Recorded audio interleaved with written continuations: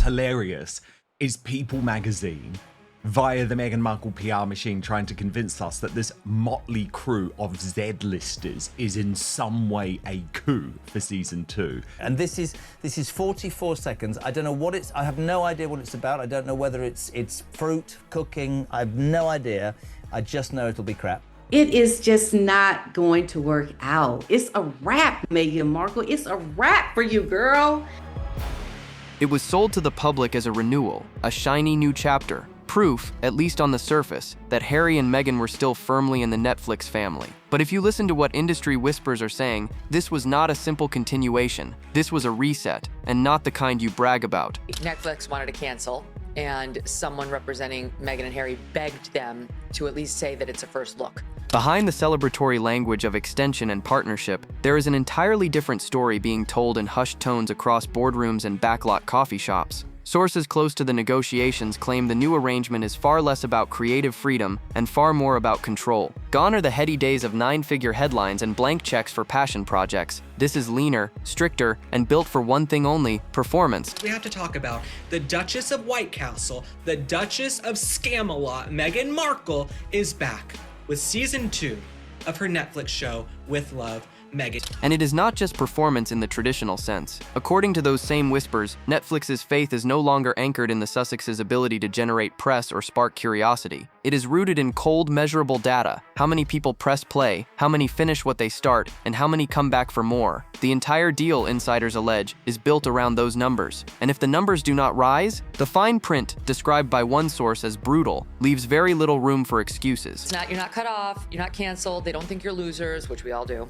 The architecture of this so-called renewal is telling. It is still technically a first-look deal, meaning Netflix gets priority access to their pitches. But in practice, insiders say, it is more like an audition that never ends. Every project must justify itself in real time, not just with a polished concept, but with audience retention curves and engagement spikes to prove it is worth the next investment. There is even talk of Netflix holding back certain budget tranches until early performance data comes in. Now, is it really season 2, or is it a bunch of repurposed footage from season 1 with a couple of reshoots thrown in here? I think this is season 1B. Everybody on X is calling it season 1B because we've all heard this is not new footage. In other words, the Sussexes may need to deliver tangible results halfway through a project's rollout just to unlock the funds to finish it. That is a far cry from the trust-fueled mega deal they once signed, where the assumption was that prestige alone would keep the machine running. For Meghan and Harry, the optics here matter almost as much as the actual terms. On paper, they can still say they have a partnership with one of the most powerful streaming companies in the world. But privately, sources claim there is an acute awareness that this is a very different playing field now. But they don't think that. They think you're winners. They're such winners that they want to first look at any projects you're going to unleash down the line, because they might want to buy it. The leash is shorter, the stakes are higher, and the scoreboard starts fresh with every release. It is a shift that changes everything: how ideas are pitched, how episodes are edited, even how the couple positions themselves publicly in the months before a premiere. Because in this new arrangement, every project is a test, and passing the test is the only way to stay in the game.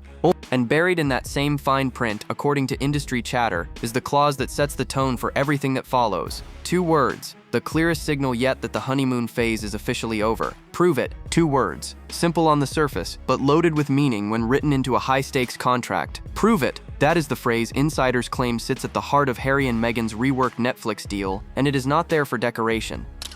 But really, it's just a save-face mechanism, because Netflix has these 2 under contract. If it wanted to renew some exclusive deal with them, it would have. It has more money than God. It is there as a gatekeeper, a measuring stick, a quiet but constant reminder that nothing is guaranteed. In plain terms, sources allege the prove it clause makes every project's fate directly dependent on measurable performance, not how much buzz it gets in the press, not how many trending hashtags pop up on social media. The metrics that matter here are hard and unforgiving: watch time, completion rates, and follow-on engagement. Netflix wants to see how many viewers actually make it to the end of an episode, how quickly they click on the next one, and whether the show inspires them to explore more Sussex-branded content. And those thresholds? Rumor has it they are aggressive. One industry source described them as ambitious enough to make even veteran producers sweat. The kind of numbers that require not just a good show, but one engineered to hook people instantly and keep them locked in until the final frame. For creatives who prefer a slow burn, this kind of mandate can feel like a straitjacket, but it does not stop there. Give us this so that they save face and it doesn't hurt you at all. What do you lose by, getting a first look. The prove it clause allegedly has a rolling structure, meaning the couple's output is assessed at multiple points, not just after a full season airs. That gives Netflix the ability to adjust course midstream, trimming budgets, delaying future shoots, or in extreme cases, shelving projects that are already in production if the early data suggests they will not perform. It is a level of oversight that turns every release into a referendum on whether the Sussexes deserve the next one. From a business standpoint, it makes sense. Streaming platforms are in an arms race for content that actually keeps subscribers from canceling. If a big-name partnership cannot deliver that, the company will quickly redirect resources to one that can. But from a creative standpoint, it is a constant pressure cooker. Every choice, casting, pacing, even the length of a single scene sits under the shadow of that prove-it demand. Some in Hollywood see this as Netflix putting the Sussexes on what one insider called a performance diet. And also, it hedges Netflix bets just in case when the king, God forbid, dies, they want to tell all their disgusting stories about him, which is right on brand for them. No more long runway of faith-based spending. Now each project must earn its next meal. Supporters argue that this could sharpen the couple's storytelling, forcing them to focus on narratives that resonate widely rather than ones that simply reflect their personal tastes. Critics warn it could strip away the uniqueness that once made their content a curiosity in the first place. And this is where the prove it clause takes on an even sharper edge. According to Whispers, the same metrics that determine whether a project gets more funding also play into another piece of the contract, one that gives Netflix a surprisingly swift escape route if things go south. A fast, clean way to walk away before the public even realizes the partnership has cooled. In contract language, it sounds harmless. An early termination option, a mutual exit provision. But according to insiders, buried in Harry and Meghan's Netflix agreement is a clause that industry veterans are calling a quiet trapdoor, a way out for the streamer that can be triggered far faster than most people would ever guess. Sources claim this alleged exit window is not a vague, theoretical safety net. It is a precise time frame. If they do have something more they want to say about the actual interesting people, the royal family, that would sell.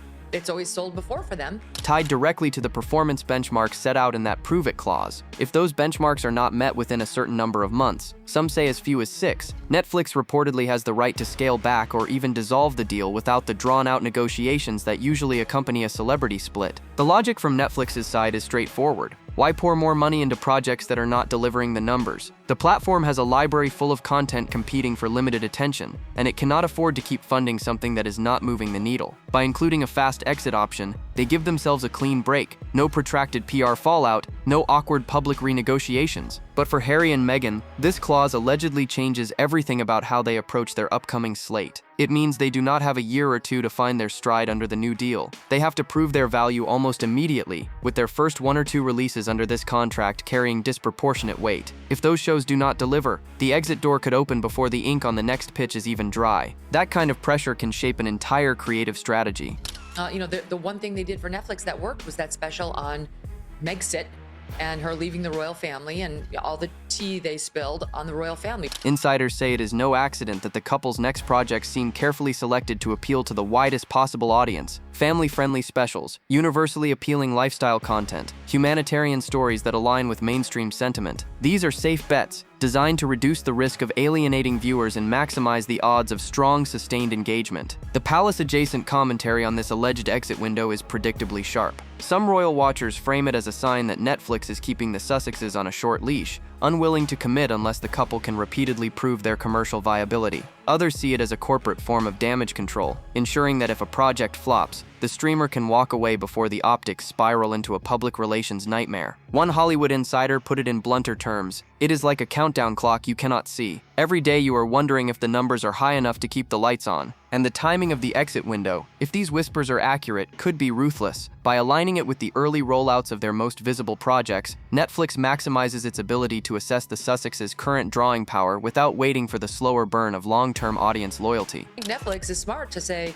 hey, if you want to do that again, makes you look terrible, but it pads our bottom line, so sure, we'd be interested in that. It is an efficient system for the platform, but for the couple, it is like performing with a trapdoor under the stage. As if that were not enough, there is another layer of control at play. Because even if they clear the performance bar to stay in the deal, the resources they get to create future projects are allegedly capped in a way that forces them to make hard choices from day one. In Hollywood, the word cap is usually whispered in budget meetings with a grimace. It is the line you cannot cross without triggering a chain of phone calls, paperwork, and sometimes a flat-out no from the people writing the checks. According to multiple industry murmurs, Harry and Meghan's renewed Netflix deal comes with exactly that, a budget cap. but it is not a simple hard stop. Insiders describe it as a soft cap with hard benchmarks, a structure that gives the illusion of flexibility while keeping tight control over spending. Here is how it allegedly works. Instead of handing over a full project budget up front, Netflix approves a baseline amount that covers the essentials. That is the soft cap. But to access anything above that baseline, the couple's team must hit predetermined benchmarks, milestones tied to things like early footage quality, internal feedback scores, and, in some cases, actual audience data from teaser content or staggered releases.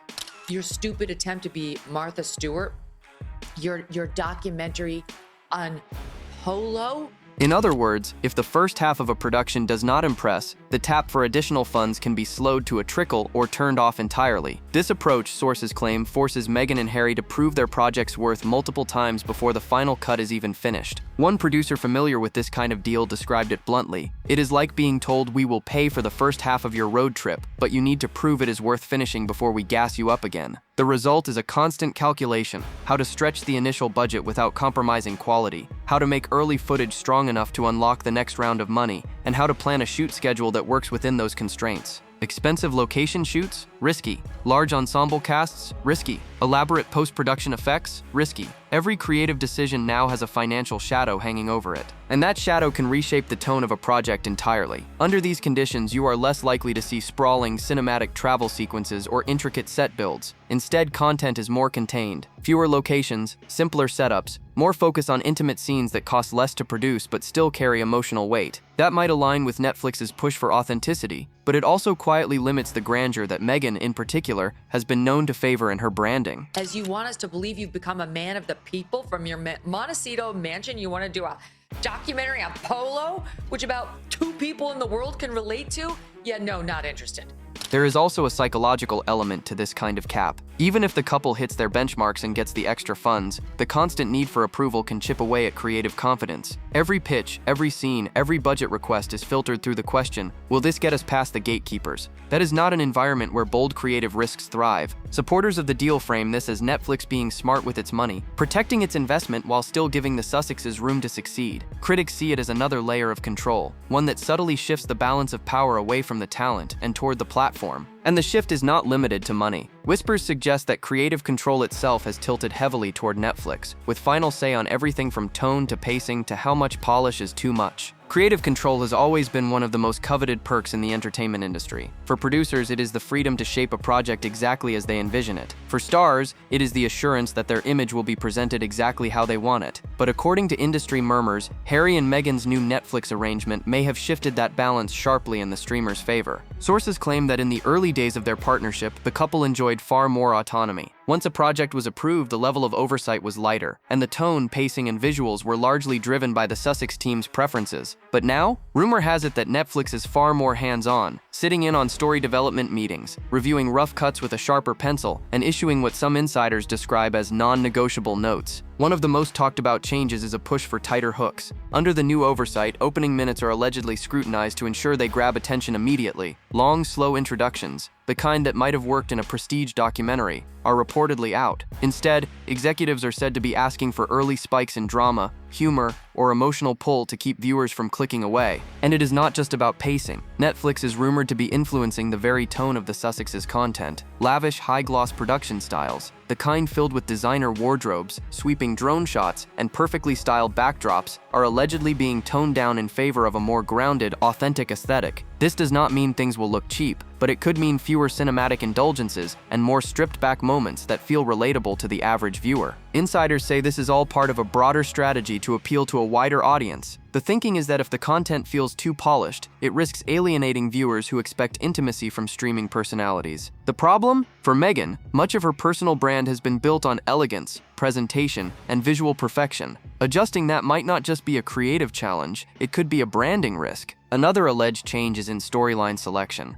Netflix's team is reportedly steering the Sussexes toward narratives that are more universally palatable, humanitarian efforts, seasonal specials, lifestyle inspiration, while steering away from anything that could be perceived as overly polarizing. Whether that is a strategic choice or a form of creative limitation depends on who you ask. One industry insider summed it up in a single sentence: "They used to be the captain of the ship. Now they are more like co-pilots, and Netflix has the final say on the destination. This recalibration of creative control is not necessarily permanent. If upcoming projects perform well under the prove it clause, it is possible the Sussex could regain more influence over their work. But if they do not, expect this new balance of power to hold. And that brings us to one project in particular that has insiders watching very closely. A holiday special that on the surface looks like a cozy bit of seasonal charm, but behind the scenes is shaping up to be a high-stakes stress test. On the surface, a holiday special feels like the safest, most wholesome project imaginable. A little warmth, a little nostalgia, maybe a famous guest or two sharing stories by the fire. But according to industry whispers, Meghan and Harry's upcoming festive project is anything but a low-pressure assignment. Behind the scenes, it is being treated as a full-scale stress test, one that could define the rest of their Netflix run. Why? Because a holiday special has built-in advantages that make it a perfect barometer for audience pull. It is seasonal, it is broadly appealing, and it can be marketed to viewers who might never click on a Sussex documentary or docuseries. If they cannot turn that kind of universally accessible content into a streaming hit, insiders say it will raise serious questions about the viability of their brand. The alleged prove it clause we discussed earlier makes this timing even more intense. Rumor has it Netflix will be studying every metric the holiday special generates, not just how many people click play, but how many finish watching, how many watch it more than once, and how many share clips on social media. If those numbers meet or exceed expectations, the Sussex could see their budget caps eased and their next pitches approved without friction. If the numbers fall short, the opposite could happen, and quickly.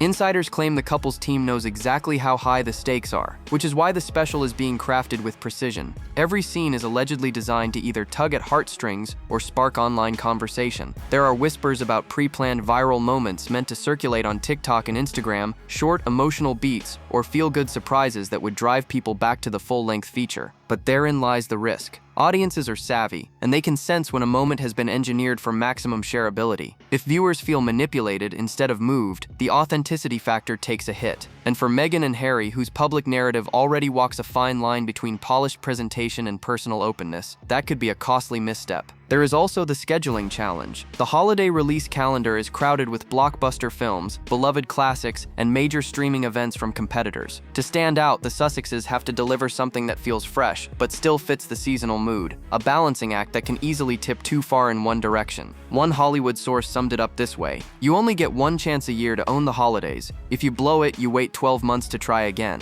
And Netflix is not in the mood to wait. That urgency is why some believe this holiday special is less about the festive spirit and more about stress testing the Sussex brand in real time. It is a way for Netflix to gauge how well they can deliver mass appeal content on a deadline before committing fully to bigger, riskier projects. And looming right behind this festive gamble is another project with even greater implications: the second season of their lifestyle docuseries. Unlike a one-off special, this is a long-form test, and every episode will be a score on the board. If the holiday special is a single high-pressure performance, the second season of Harry and Meghan's lifestyle docu-series is the entire season's championship run. There is no hiding behind novelty this time, no first-time curiosity factor, no sudden burst of media hype simply because it is their debut. This time, the only thing that matters is whether people actually stay watching. Season 1 had an advantage that can never be replicated. It was the first deep dive into the Sussexes' world since they stepped back from royal duties. Viewers tuned in not just for the content, but for the chance to spot subtle digs, veiled confessions, and small details that the palace might prefer stayed private. The intrigue was baked in, but now without the surprise factor, the pressure is on to keep audiences engaged for reasons beyond curiosity. According to industry whispers, Netflix is treating this season like a live audit. Every episode will be measured for retention, how many viewers stick with it from the opening minute to the end credits, and for what insiders call episode chaining, meaning how many people immediately start the next episode without dropping off. These metrics are critical because they are a direct predictor of whether the audience is loyal enough to justify future investments. To achieve this, insiders say Netflix's oversight team has been far more involved in shaping the season's structure. Episode openings are being tailored to hook viewers within seconds. Story arcs are being tightened so that every segment leads directly into the next, leaving little room for the kind of slower, introspective pacing that defined some of Meghan's earlier work. This isn't about artistic expression, it is about ensuring the binge-watch factor stays high. Even the teaser trailer has become part of the test. Early glimpses show a mix of cozy aspirational settings, designer outfits, perfectly styled rooms, curated glimpses of domestic life that have already sparked chatter online. For some, it's the perfect escape. For others, it feels out of touch with the authenticity Netflix reportedly wants this season to project. The platform will be watching that reaction closely, because the public's early impression could foreshadow how the season performs on release. One source described the stakes bluntly: If season 2 holds its audience, they are safe. If it drops off halfway, the numbers will tell Netflix everything it needs to know.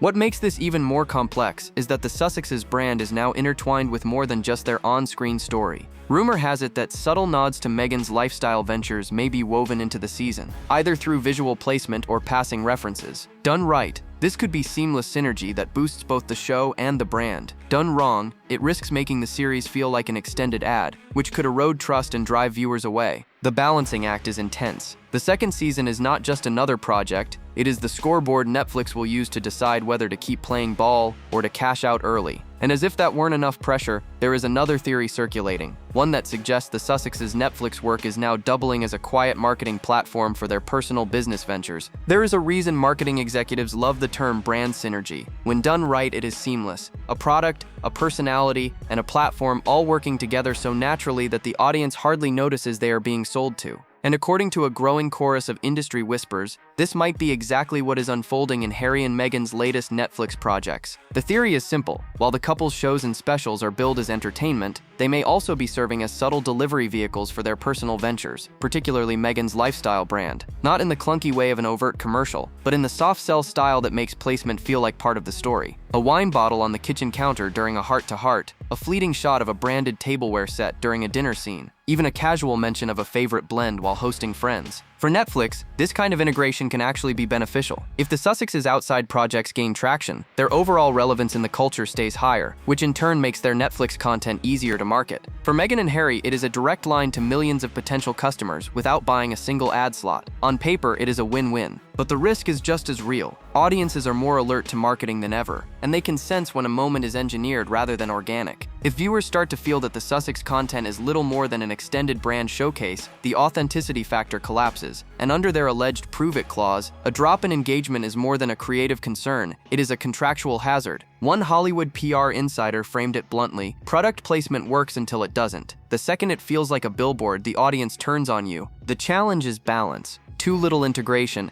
and the opportunity to cross-pollinate audiences is lost. Too much, and it risks sparking backlash, not just from viewers, but from critics already eager to frame the Sussexes as overly commercial. This is especially sensitive, given the royal-adjacent optics. Any hint that they are leveraging titles or royal history to sell goods could reignite old controversies. There is also the question of whether this alleged synergy was baked into the deal itself. Some speculate there may be a quiet understanding between Netflix and the Sussexes that their brand elements will appear only if they serve the narrative and do not disrupt the platform's own image guidelines. That means even their self-promotion may be subject to the same creative control shifts we discussed earlier, approved, trimmed, or cut entirely depending on executive feedback. Insiders say this cross-promotion theory explains why certain scenes and teasers feel deliberately domestic, offering just enough visual detail for eagle-eyed viewers to connect the dots. Whether those dots were placed there intentionally or are just happy accidents is something only those in the editing room know for sure. Still, while this quiet marketing layer plays out, two very different audiences are watching.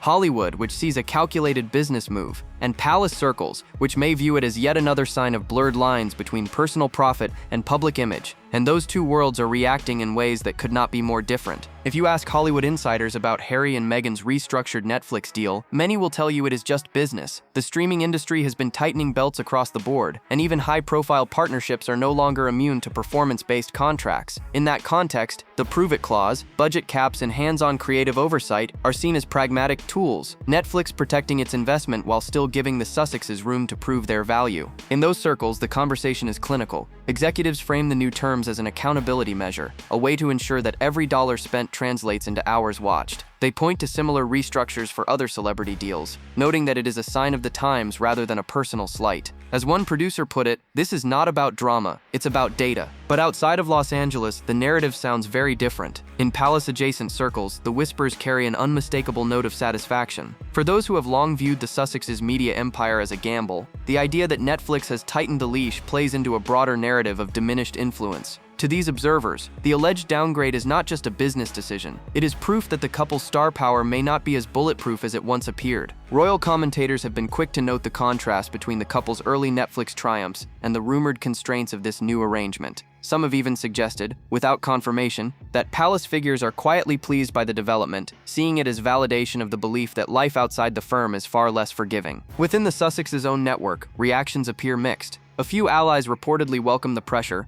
believing it will sharpen the couple's focus and push them to deliver content that appeals to a broader audience. Others are concerned that the increased oversight could dilute the personal voice and unique perspective that once set their projects apart. It's hard to be authentic. One industry contact allegedly remarked, "When you know every frame has to pass through a corporate filter." Sponsors are watching closely. Brands that once rushed to align with the Sussex name may now be taking a wait-and-see approach, gauging how the couple performs under these new conditions before committing to partnerships. If the numbers are strong, sponsorship interest could rebound quickly. If not, those same brands might quietly redirect their budgets elsewhere. What makes this all the more delicate is the public's perception of success. Official statements from the Sussex camp and Netflix are upbeat, but without hard numbers released, narratives can be shaped by speculation. In a world where optics can carry as much weight as reality, the perception of a downgrade can be as damaging as the downgrade itself, whether it truly exists in the form being described or not. And while both industry and palace watchers analyze the situation through their own lenses, one question looms large in both camps: what happens if the Sussexes do not meet the mark set by this new arrangement? The answer, insiders suggest, is not one either side will keep quiet about. When you strip away the polite language, the PR gloss, and the carefully chosen sound bites, the Sussexes' future with Netflix comes down to two diverging paths. One leads to a redemption arc, proof that they can still command audiences, pull strong numbers, and justify a continued seat at the streaming table. The other is far less forgiving. If the holiday special lands the way their team hopes, if the second season holds its audience, and if their other upcoming projects keep viewers from clicking away,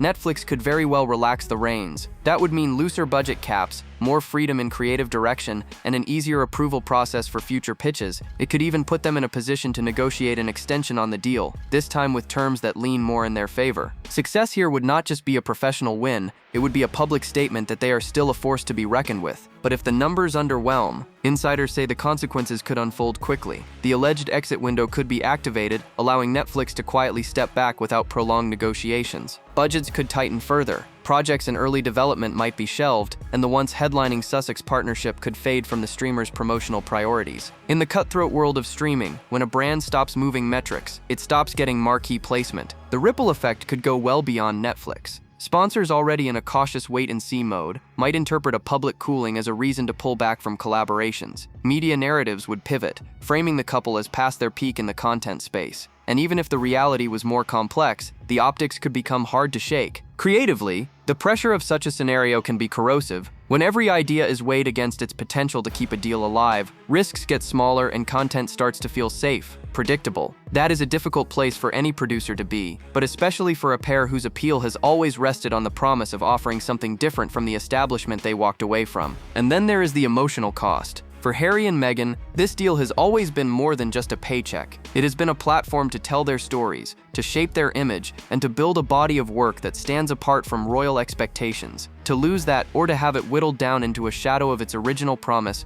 would be more than a business setback. It would be a symbolic blow. For now, the couple's public stance remains optimistic. They are moving forward with their current slate, promoting upcoming releases, and projecting confidence in the face of speculation. But those who know the industry best understand that the margin for error is razor thin. One runaway hit could secure their future. One misstep could close the door. Drop your thoughts below. Like, subscribe, and stay tuned. The next video is waiting, and you will not believe what is coming next.